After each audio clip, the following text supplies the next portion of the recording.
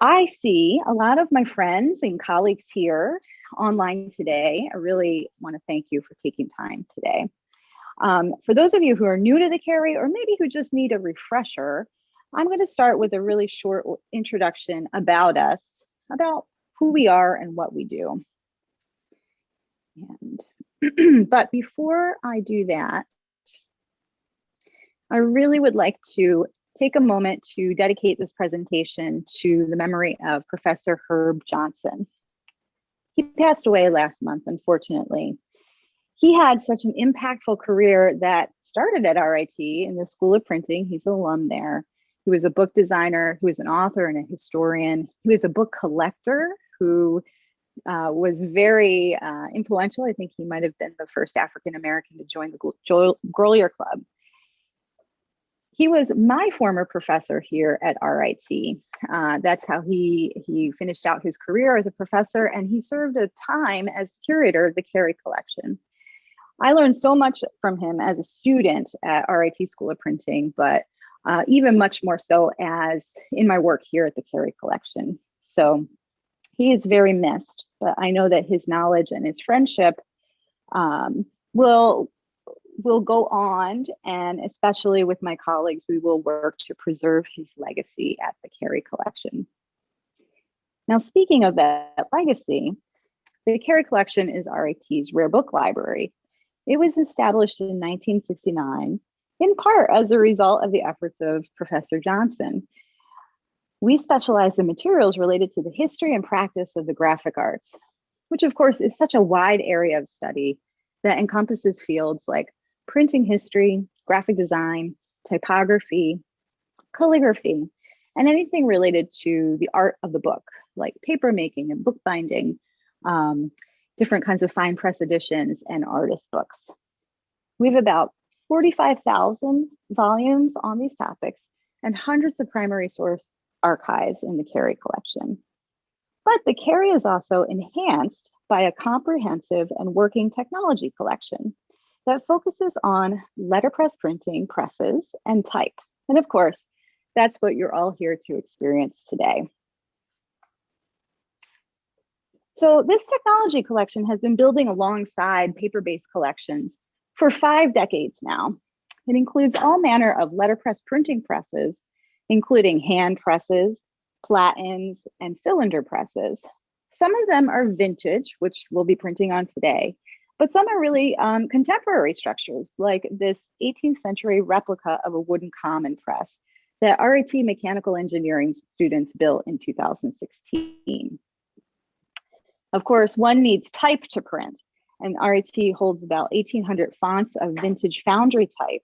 Again, some is cast from modern type founders in addition to the holdings from School of Printing or other places that we have acquired it. And we maintain about 600 fonts of letterpress wood type. One collection that's getting a lot of scholarly attention these days is our rare Hebrew type collection. Some proofs are seen here, and we'll pause to look at some of the sorts also. There's a lot of other equipment that supports letterpress, like saws and gauges and heavy furniture, like galley racks and composing stones. We hold everything you need to store type, set type, and do typesetting refinements like kerning adjustments. So, how is it used? That's the burning question.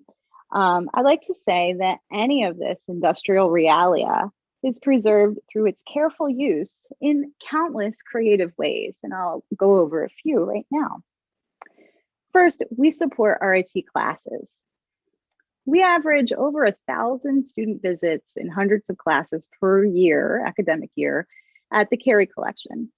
Now, about half of them are here to see paper-based collections, and I'd say about half are here to do paper-based research, but also do some kind of printing experience. A lot of times we work with faculty to do kind of supplemental hands-on demonstrations. So for instance, a history of communications class who's learning about how important the newspaper industry was in communication. They want to see how a hand press could have been used to print a newspaper. So that's all set up for them, but they get to take their turn on printing something.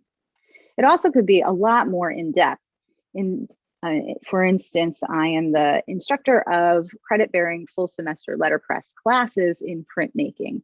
So that's really where this equipment shines, and the students can use their own creative acumen to design and print their own editions. We also make these presses available to the community. I really am looking forward to a time when we can have our spring festival called Imagine RIT run again. This is the kind of showcase. There are about 30,000 people come from the community to see all the amazing things that RIT has to offer. And we continually offer some kind of printing event, and so anybody can walk right up and print with these presses.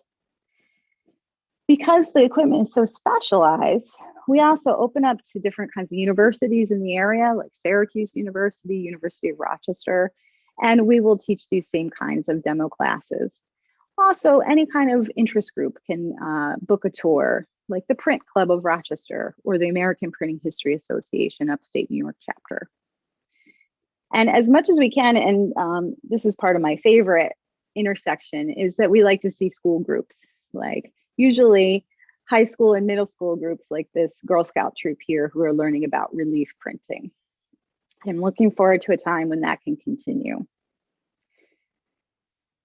But in a lot of the work that the technology collection is involved in is research. It can be commercial research, like this typeface here, which just came out about 2 weeks ago from P22 Type Foundry. Our collection of wood type and the proofs generated were the source material for this digital type revival that happens a lot from different places in the world, even where people ask for proofs so that they can digitize and enhance a typeface. The work is not limited to commercial research, of course, scholarly research anywhere from undergraduates to postgraduates. And that kind of work gets published in exhibitions or publications like journals and books. So it's a very active collection. And I know what would be the fun of having it if we didn't produce our own work too. So occasionally, if we have time, we will print things like booklets, the Robert Bringhurst booklet there, which he art directed and I printed. Or maybe I'll take some time to set a holiday card or a greeting card, or work with students to produce some kind of edition, like the Freedom of the Press piece there that I worked with some students to print. And I know you all know this. I'm speaking to the choir. Print is absolutely not dead, and it's certainly not dead here. It's very much alive at the Cary collection. And so that's what I hope to do today, is illustrate some of our great resources that we have here. So with that, we are going to take a tour through our press room and then also do some printing on our most famous printing press, which of course is the Kelmscott Gowdy Albion iron hand press. So as I do a wide pan through the room, you can see that it is extremely populated with a lot of different printing presses and a lot of things to look at, like paintings and different pieces of equipment. And then we try to, sandwich the paper and the drying racks in between everything in here. So I'd like to say that it's kind of a quasi museum-like setting, but it also is a functioning press room. I'm going to pause in this kind of corner right here and talk about some type collections to start us off, since we'll be printing on the Kelmscott Gowdy press. Let's talk about Gowdy type collections a little bit. This is a great example of typographic collections that really have created the foundation for the Cary collection to be active. In the early 60s, Professor Alexander Lawson accepted a donation of this collection of historic types that were actually some of the last in existence that were cast by the great American type founder, Frederick W. Gowdy. Gowdy, in his career, decided that he did not want to give his type casting and design business over to the big foundries like ATF and Lanston Monotype. So he established his own type foundry in the Mohawk Valley in upstate New York. And it was called Village Letter Foundry. It was in an old mill. So he was able to cast some of his very classic typefaces. And I just have a broadside here of these types. Well, why are they called the lost Gowdy types? Unfortunately, old mills are made out of wood, and his type foundry burned to the ground in 1939. It was tragic. And so all of the mats and matrices for these collection, for his of types were lost. And so these are the types that never could be created again, the lost Gowdy types. Fortunately, this collection that we have here was the collection was held by a fellow named Coggeshall, who was a friend of Gowdy's and his printer. So these collections were working types in Coggeshall's collection. And so there's some of the last in existence that Gowdy would have cast, and one of the largest collections. Certainly people do have village foundry types. Syracuse University has a stand of it, but this is the largest. The reason why I bring it to your attention is this type has been so helpful in terms of pulling proofs so that people can digitize it. There's a fellow named Steve Madison, an RIT alum, Madison Typographics, who's really interested in redesigning and making Gowdy types available for the world. And it is the way that we approach that is something like this. So a type designer will ask me for a proof. And as we can see here, this is all the sorts of a particular typeface. This happens to be 18-point Catskill by Gowdy here. And so we'll provide this kind of source material so that somebody can go through and do some high-res scans for that proof. So it's very much, we're going to actually print some of this type today. So from Gowdy's Lost Types. We are also, let's see if I can get down here, going to print a reproduction of this set of ampersands that Frederick Gowdy produced in 1936. He wrote an essay for a publication published by the Typophiles in New York City called Ands and Ampersands. And it was all about the history of the ampersand. Fred Gowdy was really interested in calligraphic antecedents to typography. And so he went through manuscripts and studied the different design of ampersands. So that's what we're going to be printing today. I just wanted you to be able to see the original type. And this is my reproduction proof, which I scanned and had a magnesium plate for relief printing made of, because I was worried about printing the original. So that kind of relationship where we can take something that is analog and then make a digital iteration of it is really important to us in terms of preserving, but still using and getting inspired by the original source material. So I would like to move around the room here. And you'll note that I'm going to pause at a few hand presses. This one is our Columbian from 1876 in London, donated by the family of one of the School of Printing alums. I have another Albion here from the 1850s, we believe. Right here is a Philadelphian press, this little platen press here, called the Gowdy Model Press. One of my favorites to print on. And then as we move through the room, we can see that there's another iron hand press here. This is the Washington iron hand press. This is set up as a demo press, so it's ready to go at any moment's notice when we need to teach a class about letterpress printing. Now, a lot of people, this is by no means all of the printing presses. I said we had about 30. We don't have enough room for 30 printing presses, and truly a lot of them are tabletop platen presses that I can move throughout the university as I need to on carts and things like that. So some people always ask, hey, where'd you get these printing presses? And I like to say that there's about 4 different ways that we have acquired printing presses. The first is through the School of Printing, the old School of Printing at RIT, that, you know, as technology changed and these kinds of presses were not needed anymore, they might, or the type, the letterpress type, they might have made it into the Cary collection for preservation. And that's certainly the way that type has come for the most part. And our Vandercook presses, our cylinder presses, and also we'll peek around here. You can see a Heidelberg windmill in the corner, along with a cylinder-proof press, and there's a Vandercook peeking around there.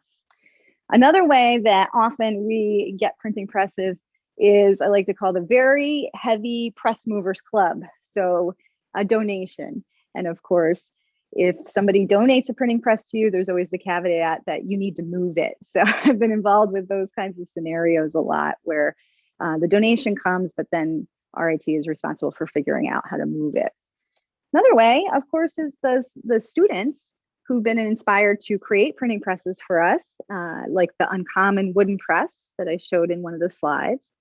And that's really a great relationship that we have with our mechanical engineering department here to inspire students to help us solve a problem. We didn't have a wooden press, so let's make a replica of one. And then finally, the kind of acquisition that happens, which is few and far between, but sometimes we have to make an exception, is an acquisition through a sale, whether it's from person to person, a private sale, or in this case of the Kelmscott Gowdy press through an auction. So this is the Kelmscott Gowdy press, which is fairly famous if you are interested in book arts history, because the first owner of this printing press, which was manufactured by Hopkinson and Cope in 1891, was the first person who bought it in 1895 was William Morris. And I'm gesturing to a painting here. This is supposed to be Morris with his pressman printing his most famous work, which is called the Kelmscott Chaucer, or the works of Geoffrey Chaucer, now newly imprinted, which was published in 1896 by William Morris's Kelmscott Press.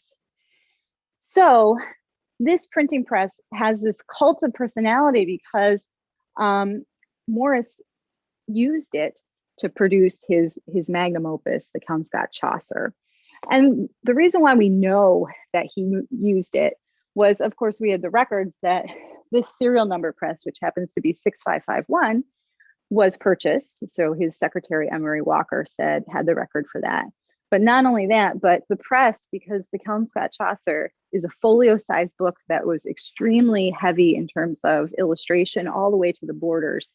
It needed to be reinforced, and you see these bands that have been retrofitted, iron bands on it, so that the press did not torque under the immense impression of two folio sheets that were so heavily covered with ornamentation, with woodcut and type. So that's the evidence here. So this press came up for auction in 2013. It was acquired by the wonderful donation and help of an RIT alumnus named Brooks Bauer.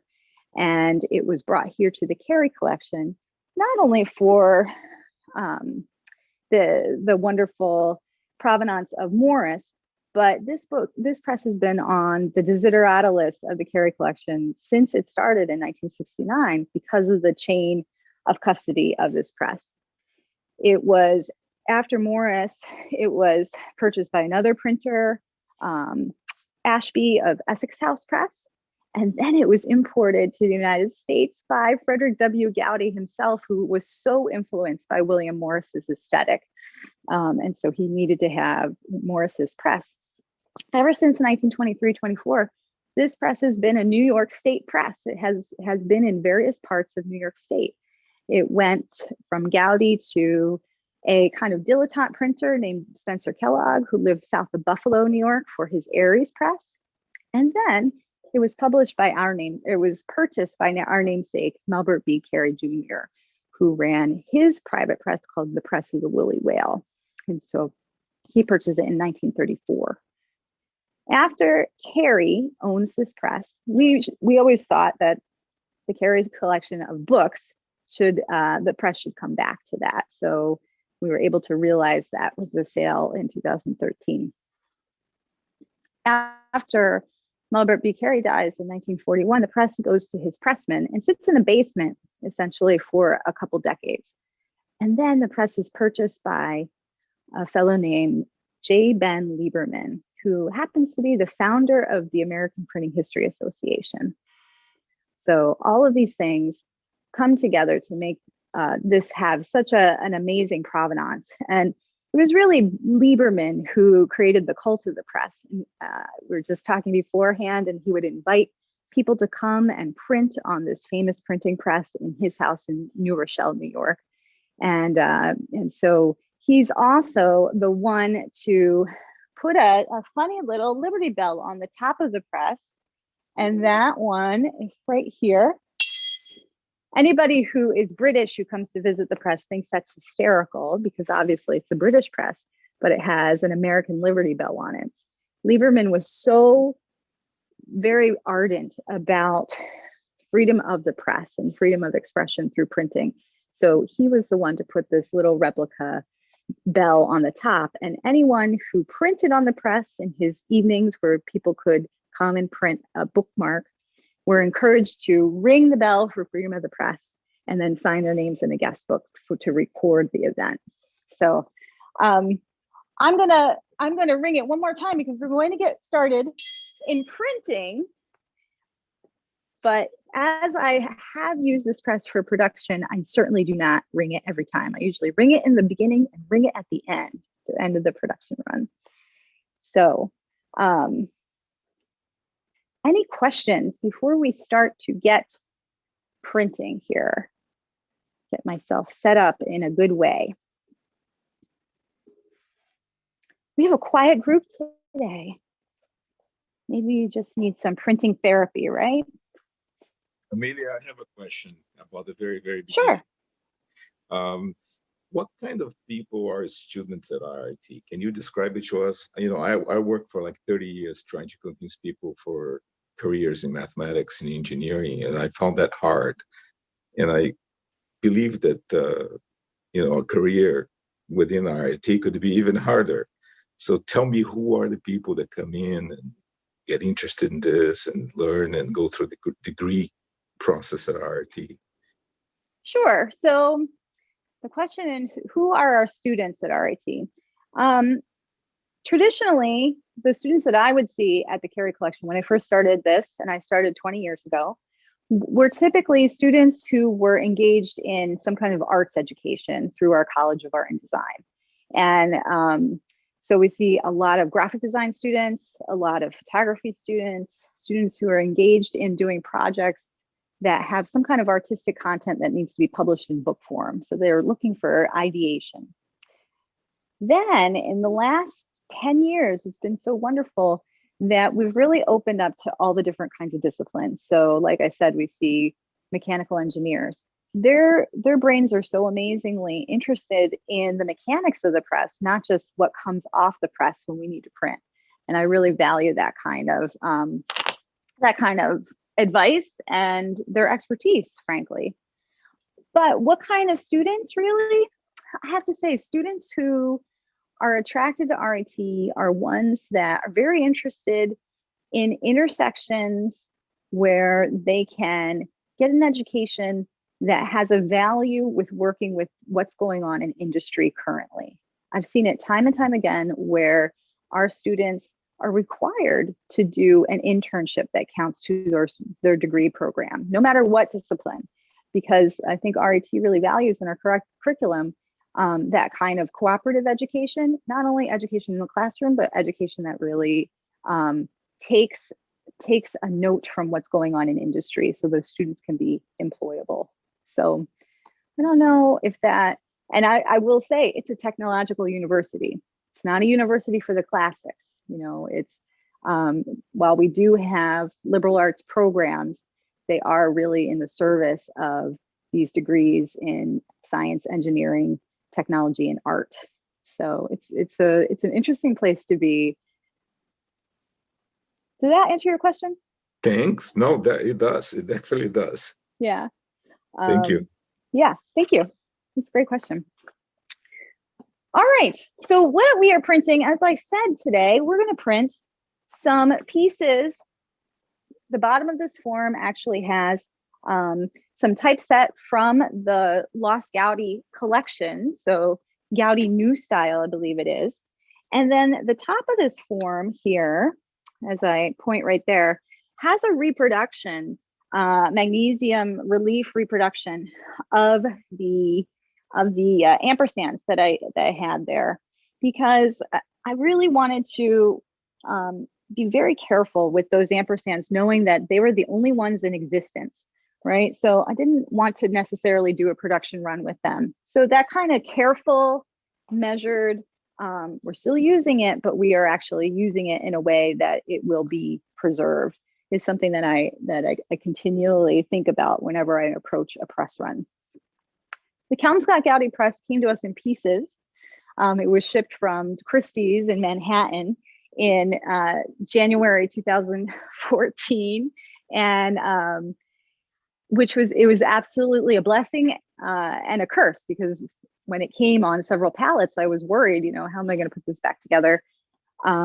However, we did do some assessment of it at that point and found out that several of the pieces had rusts that needed to be rectified, or had pieces that were actually missing and had to be remade. So that's another really great relationship that we've had with our academic programs, in that we have, in mechanical engineering, we have a machine shop who could do CAD drawings and then remake a few pieces for us for the press. So I'm very confident that I think the press RIT was the right place for it to go, because we could leverage some of those relationships that we have around campus. So in some cases, the rust was fairly pervasive and parts had to be repainted. And it was just like a Rust-Oleum flat black that was used. In other cases, the press is in absolutely perfect order, like the bottom of the platen, which makes the impression it is not rusted at all and perfectly smooth. So there are a million different things that I documented in the process, because I think the world was watching after we acquired the printing press, to make sure that we were really maintaining it in the way that it deserved, because so many famous people had done production on this printing press. And if you know about the history of Morris, you'll know that there's still a William Morris Society in Great Britain and the United States. And I'm told that next year or the year after, no, it's this year, is actually the 125th anniversary of the Kelmscott Chaucer. So this is a big year for this particular printing press, and we hope to participate in some of the festivities there around that.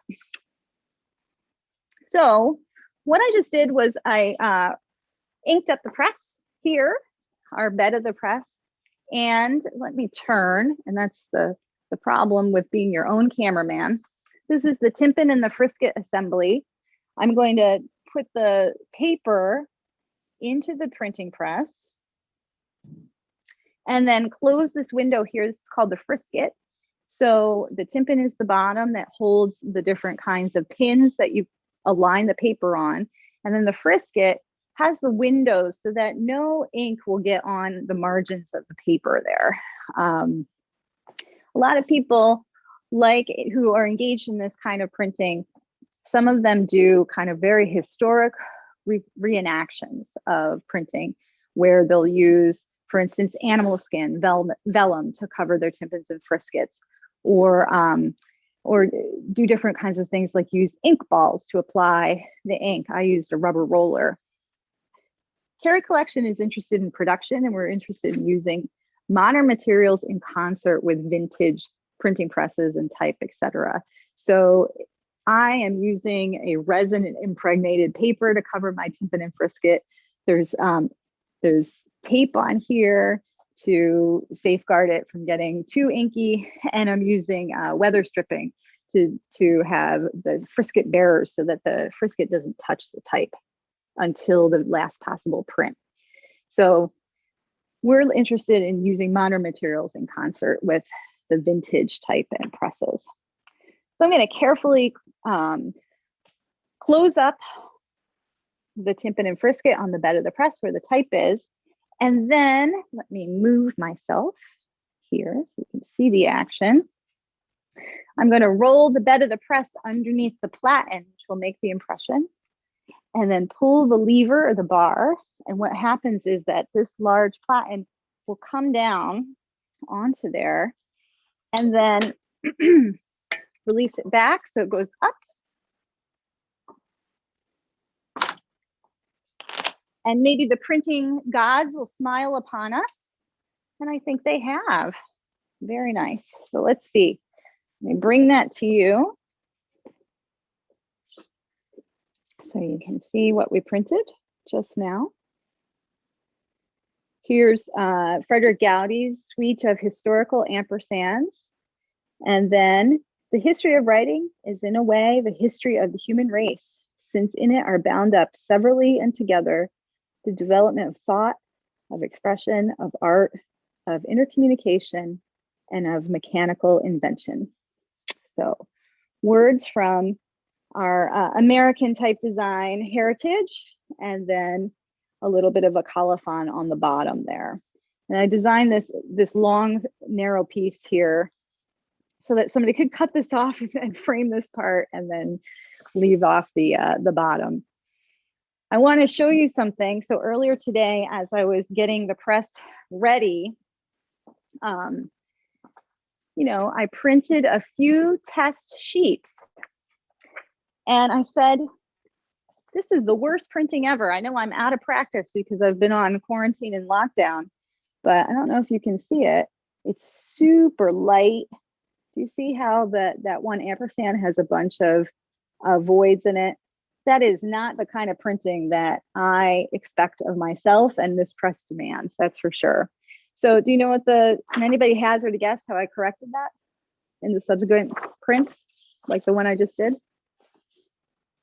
Can anybody hazard a guess? How did I correct that?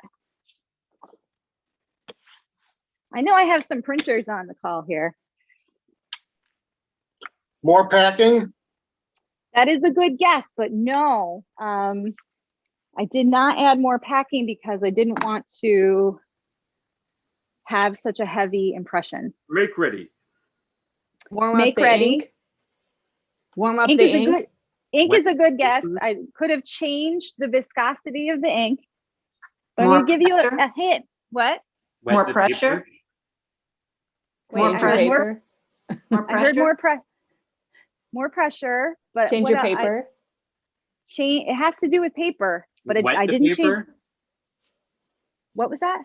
Wet the paper. Thank you. I dampened the paper. And I did not change my packing. I did not change the ink in terms of viscosity or adding anything to it. I didn't add more make ready under certain parts.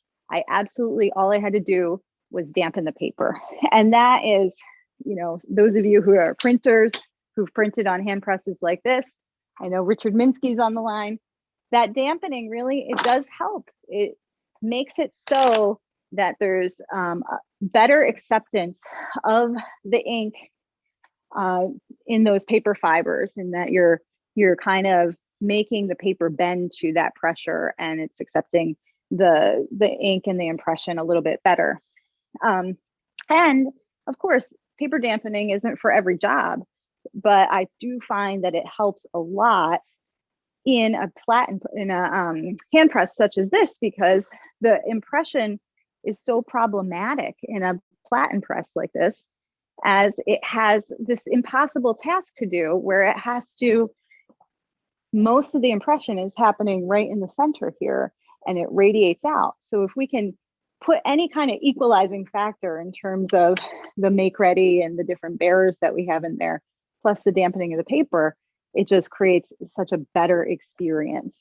And certainly I've printed dry too on this printing press. I just wanted to throw that out there, that when in doubt, maybe dampen your paper if you can. How do you dampen the paper? So I did the quick and dirty dampening today. If I was doing a production run for this press, the day before, I would take my paper, cut to the size it needed to be, and I would prepare a vat of water, just like a pan, and I would actually put the paper in the water, in the pan like this, So you float it in so it gets wet. And then I'd put it on a sheet of plastic. And then I'd put 2 or 3 dry sheets of that paper on top of that.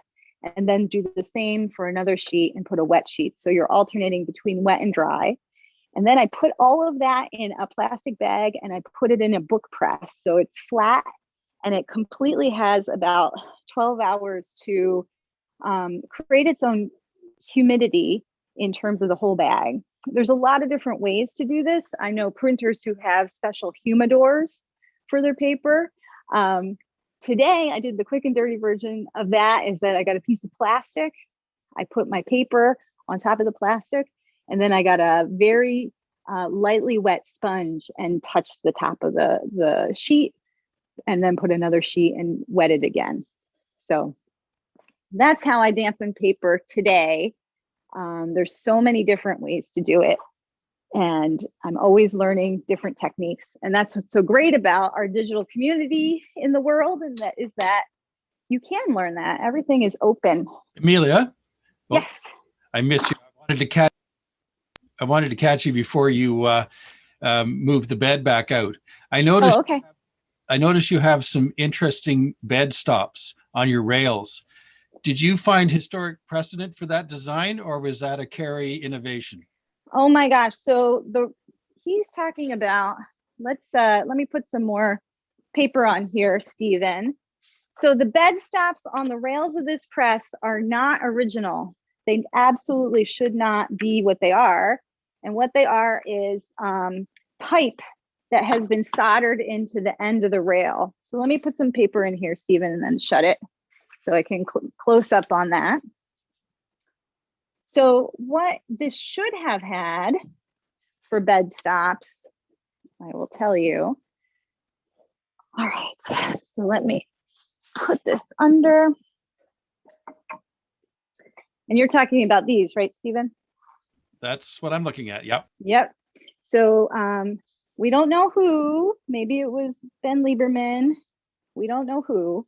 These are pieces of pipe that have been sunken in, and then I put a piece of leather around them because they were clanging too much.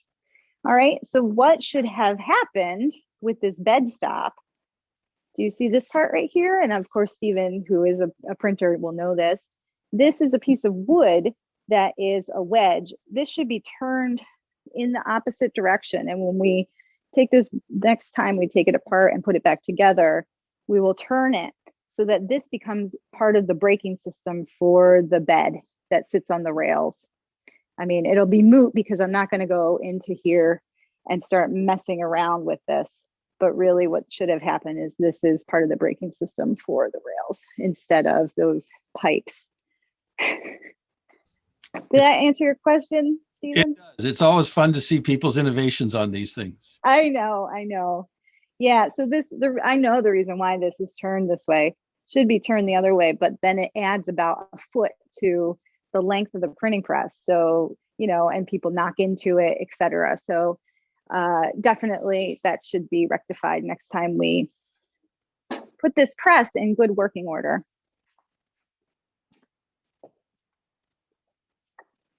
Thank you. I love talking about that. Some people don't care. So we're in good shape here. We're getting some good impression here. Anybody who writes to Shani or myself, be happy to send you one of these. So just send us your address and we can get it in the mail to you. Any other questions as I keep going? Or some people who are not as excited about Kelmscott Press and would like me to talk about something else, I'm happy to do that too. We have a question from Sally. Sally, would you like me to read it, or do you want to ask it yourself? Yes, you read it, please. Sure. Sally works at the Type Archive in London, and she asked, will she be able to share a recording of this session with your colleagues? And I can tell that, yes, we're recording this session and we will upload it to our YouTube channel. We are updating the video with closed captions. So once we're done with that, we will put it and it will be available, of course, and I will email everyone once it's up there. Thank you very much. Sally, have you been to the Kelmscott House in England? Yes, only once though. Yeah, I'd like to go again. It's definitely on my bucket list because I want to crawl all over their press. You know, William Morris had thought that he had 4 different presses for Kelmscott, his Kelmscott press. And this is one of them. One, of course, is in England still at the Kelmscott House in Hammersmith. And then the other one is at the Huntington Library in California, but I'm told it's in storage. And then there's supposed to be a 4th one, but some reports say that it was lost. So it's my goal, if we ever are able to travel again, to get to the 2 other remaining Kelmscott presses and have a good look-see at them and make some comparisons between the one that's here at RIT and those ones.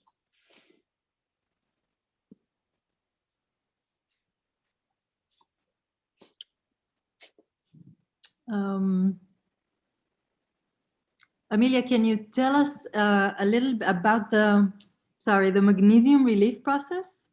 Sure. So let me get a prop for you. As I was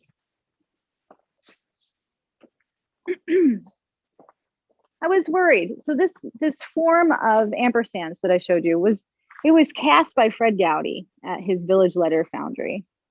And so I could never replace this. If something happened on press, like I dropped a piece of a tweezer on top of it, I'd nick it, things like that. And I absolutely did not want to be the one responsible for ruining Frederick Gowdy's piece there. So what I instead did was I took an excellent proof, and a proof with the bearers there. So I knew that the printing surface and the cylinder, I did it on a cylinder press, was absolutely tangent to that type so that I wasn't over inking. And then I pulled it into Adobe Photoshop through a very good scan, probably 1200 DPI, and made a digital version of it. And then we have a service that's close to Rochester and Batavia, New York, called Hodgins Engraving. And so I sent the digital file there, and then they were able to, it's a photo etched magnesium plate. There's a lot of different vendors that make this, but what's good about it is that they also put it on a type high printing block. So the magnesium is very, very thin, as you can see, but then the block is brought up to the standard of type high, which is 0.918 inches in the American standard. And here I have a great example of one of these magnesium plates that was done exactly the same way. RIT illustration student made it for me. It's an RIT tiger printing on the Kelmscott press. Haha, how cute is that? So digital file started, and then it is able to be made into an analog printing matrix. That is not new in any way. The digital to analog is very common. You might have seen it through things like a polymer plate. This is a relief polymer plate, which is used in letterpress printing today. And my favorite new stuff, this is a 3D printed plate. So this is a piece of 3D printed plastic in relief, and I'm able to put it on a printing press and print it the same way as the vintage material. So Hodgins Engraving in Batavia is our vendor that we use. There's a lot of other ones, especially in New York City area. I think a lot of people use one called Owasso. There's all different kinds of vendors that do that kind of work. Amelia, a follow-up on that. The magnesium plates can easily oxidize and the surface get destroyed with the white oxidized powder. Do you do anything in storing yours to prevent that? That is a great question. No, because our temperature and humidity are greatly controlled in our area. And that's the challenge. Like, we're in a rare book library, so we have to be careful about the paper materials that are around here. but also it's very conducive to keeping the presses and the type in good working order. However, places that I do know that the oxidation happens, like the South Street Seaport Museum in New York City, they had a flood a few years back. All of their magnesium plates were ruined because of the exposure to wetness. One of the things that could happen that you can do to prevent that, I've heard you can put Vaseline or some kind of oil on the tops of the magnesium plates. I've heard that. I have not tested it to kind of seal it so that it does not oxidize as fast. I have a little piece of memorabilia that I'd like to share. It's a paperweight that I have on my desk. Maybe Shani can feature you. Is that you, Bill? No, it's Ken Davis. Oh, hello, Ken. Sorry. You sound like a friend of mine. This was, yeah, probably it's that New Hampshire accent. This was given to me many, many years ago by a person who worked at a printing company locally. And I assume everyone knows what this is, but hardly anybody knows what it is if they're not involved. It's a type high gauge. Yes. Those are great. I love those. I have a really good one here. Where is it? So that opening is type high. I have a great type high gauge right here. And yes. Sorry, my face. Let's see, here we go. The type gauge, and it has different point sizes on the one side. And then this part right here is 0.918. So you could put a piece of type in there and measure to see if it's the right height. But yours looks way better. It looks like a lobster claw. It's way better designed, I think. Yeah. We have another question here, Amelia. Yeah. Glenn is asking, is there anyone still doing electrotyping? It seems like there's a lot of overhead, but he expects that there's some industrial need for it still. So I'm going to turn that question over to Professor Frank Romano, because I think, do you have an electrotype box there at the Museum of Printing in Haverhill, Frank? No, we don't. I don't think anybody is still doing electrotyping, although we have we just picked up 1,200 cuts from the old Riverside press, and almost all of them were electrotypes, and they were done in the 1940s. Yeah. I saw on, whoever asked that, I saw on the Letterpress Facebook group, I think it's called Vintage Letterpress, somebody was asking about for drawings of electrotype boxes because he wanted to recreate one. So I don't have any information about that. I do know that some in the American Typecasters group, ATF they're called, there are some of the elderly gents who have electrotyped matrices so that they could cast type. So it's happening, but very little. I don't know much about it, but I could, if you send me a message, kind of connect you with some of the ATF fellows and see if you can get more information about it.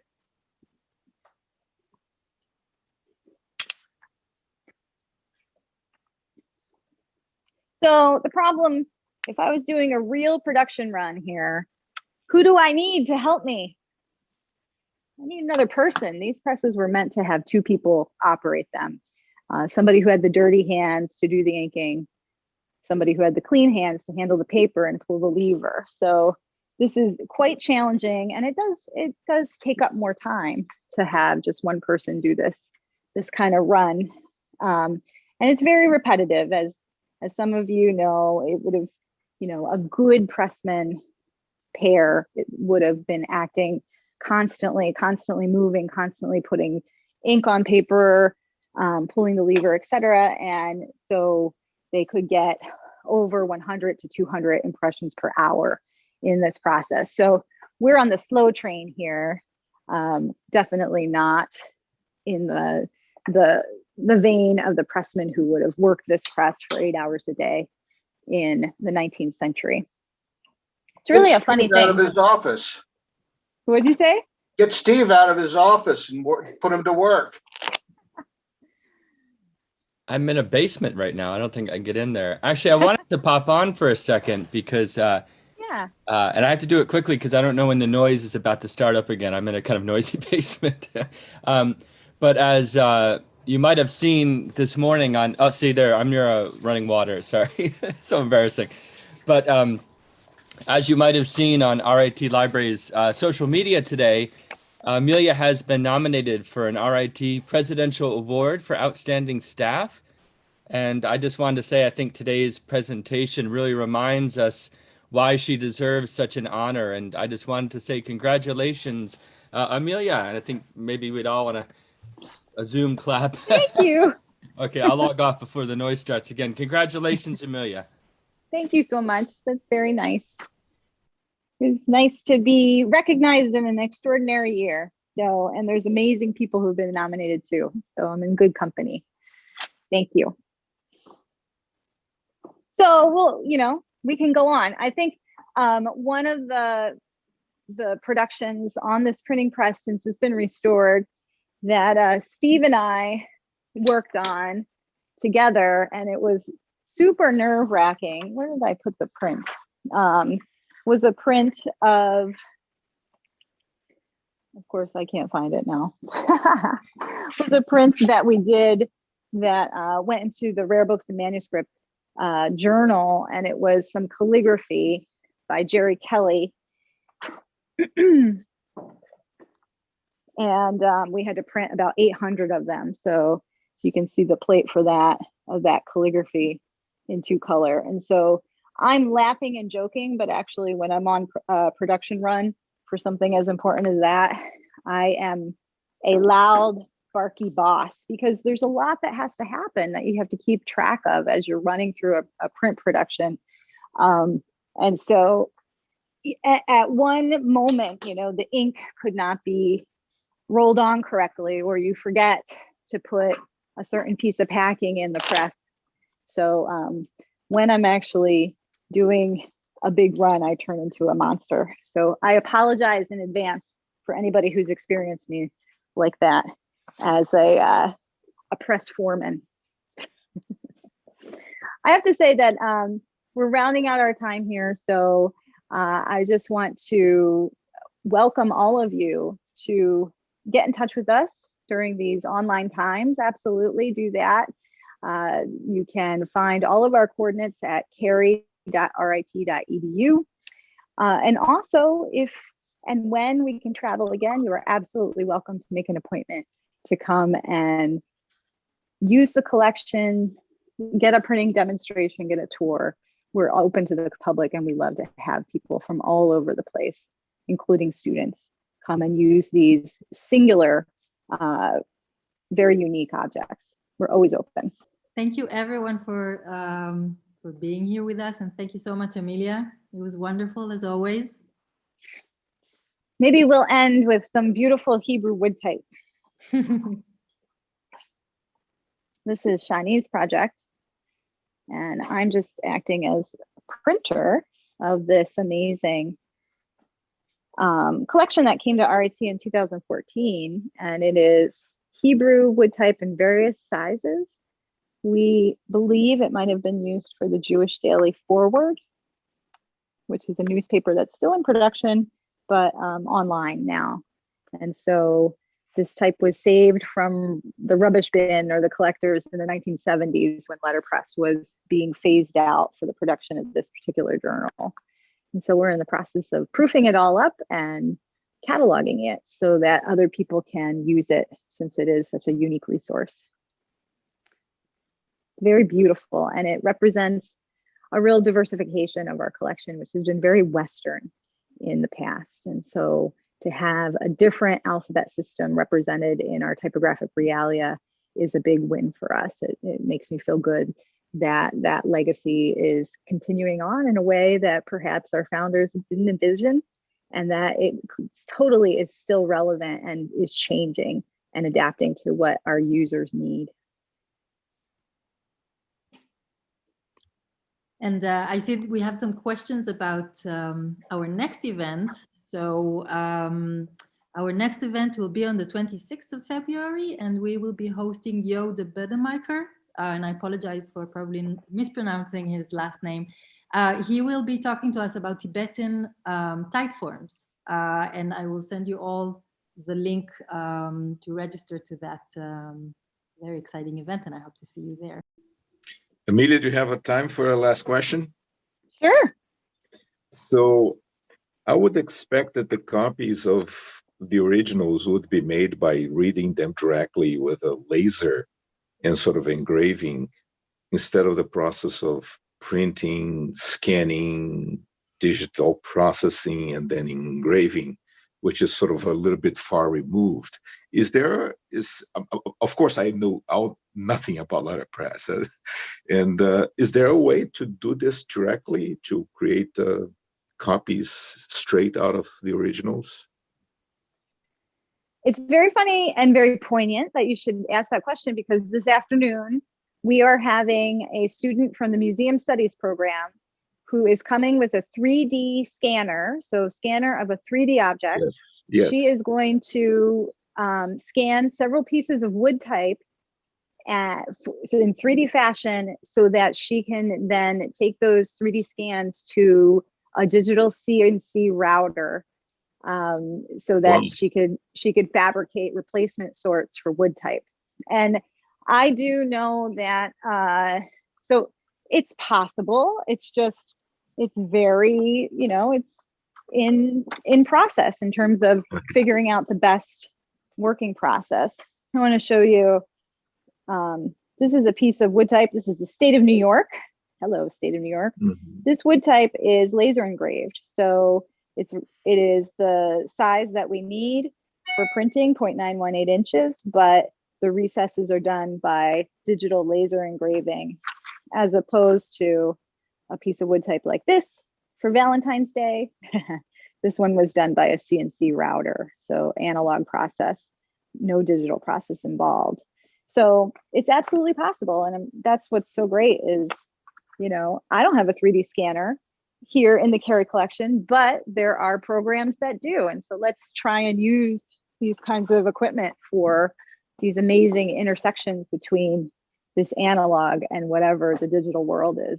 And I'm constantly surprised. So we'll see how it goes. We'll see how her research goes. Cool. Isn't Virgin Wood Type doing some laser die cutting as well? So as far as I know, they use the digital processes to make their patterns at Virgin Wood Type, Frank. They might be doing some die cutting now. I haven't kept up with Jerry this crazy year, but I do know that they use laser for their patterns, and then they put it on the analog pantograph and cut that way. So that would be great. That's another one, Shani. We need to have Jerry McCormick come on for one of these. I think that would be really great. At Virgin Wood Type in Rochester, one of the places that's making wood type still in the United States. So Amelia, when you say laser, do you mean like LiDAR, or is that the same? I don't know what LiDAR is.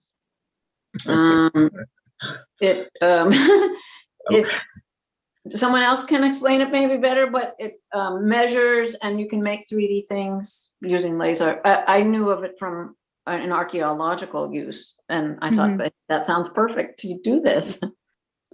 I'm not sure. I mean, the 3D laser or the scanner she's bringing is new technology to me. So she has to write her senior thesis on this. So expect more information about it through this work. I don't know yet. We have one more question in the chat from Robert. Does the 3D printing material have good press life? That's the question remaining to be seen. I have been involved with two different kinds of 3D printing of material. One is fused deposition modeling, where it's kind of like you're layering a sandwich very slowly. And I have to say, you don't get as good resolution. So this is fused deposition modeling where the head is coming across and depositing microns thick. This one, not so good.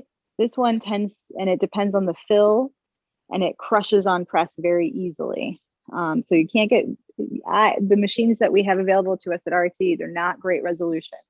However, the one that I showed you before is a block made by another 3D printing process called stereolithography.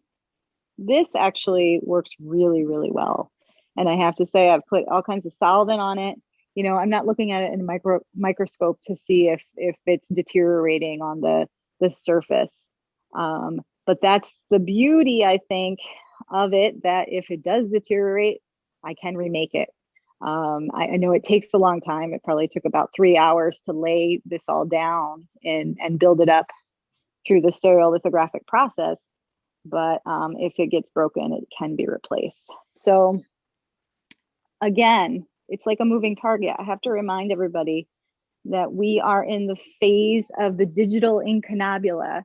If you're a book historian, you know the period of the first 50 years after Gutenberg's invention is often called the incunabula period, where all this technological innovation happened. Well, we're living through the digital incunabula from 1985 when desktop publishing really took off. And we're still living that. It'll go on into the 2035. So I don't have the answer. It's like a moving target. The technology changes all the time. And that's what's so great about living in this period.